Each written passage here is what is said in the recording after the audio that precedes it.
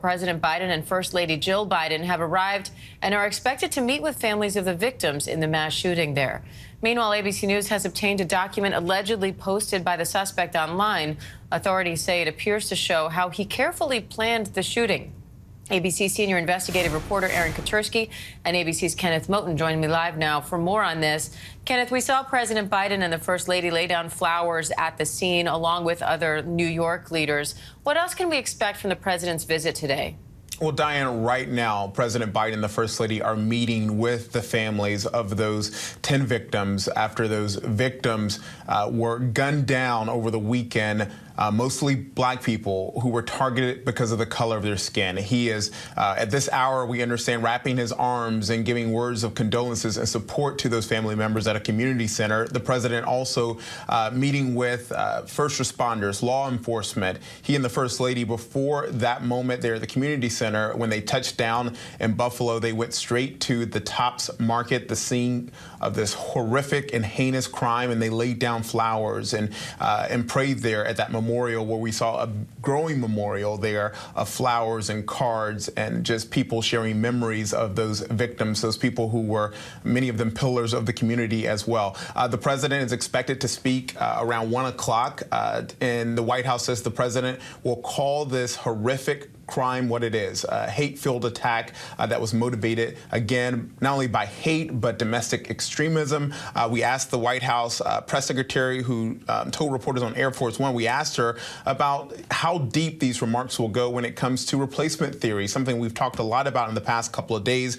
And she said that the White House is not going to give them a platform, those who really push replacement theory as well. She had no information on any possible intelligence that would show concerns about copycat attacks. And she said the White House is still studying details of a House Democrat domestic terrorism bill because, and the reason I bring that up, Diane, is because the president, as he meets with these families, yes, they want to be consoled. They want to hear from the president, but they're also demanding answers and action. Now, Aaron, investigators say that the suspect in this case not only was at the supermarket the day before the shooting, but he also made a visit back in March. What do we know about those visits? That revelation seems to have caught law enforcement officials here off guard. It does not appear that they knew until this was revealed in an online posting that the suspect, Peyton Gendron, had actually been here 2 months in advance of the massacre. And that does suggest a level of premeditation that may later factor into a prosecution. But right now, the investigators are trying to work backwards. They want to know exactly what he did, where he went, who he met with, what statements he might have made, as they try to figure out the extent of the planning into the shooting that unfolded here on Saturday. And it does seem like that planning was extensive. The online posts indicate a detailed hand-drawn map of the grocery store here behind me, down to the very aisles where the gunman could maneuver as he was opening fire.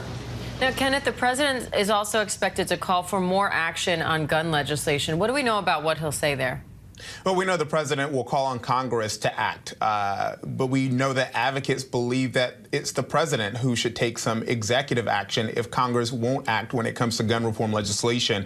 We spoke a lot yesterday about the fact that Congress has not and will likely not have any type of significant gun reform legislation, but the president, according to the White House, is expected to forcefully call on Congress to do something, and common sense gun reform legislation when it comes to expanding background checks, when it comes to making sure that you keep guns and weapons of war off the street, but you also keep guns out of the hands of criminals and those who are suffering from mental illness, who could just potentially hurt themselves or others, as we've seen in these mass shootings.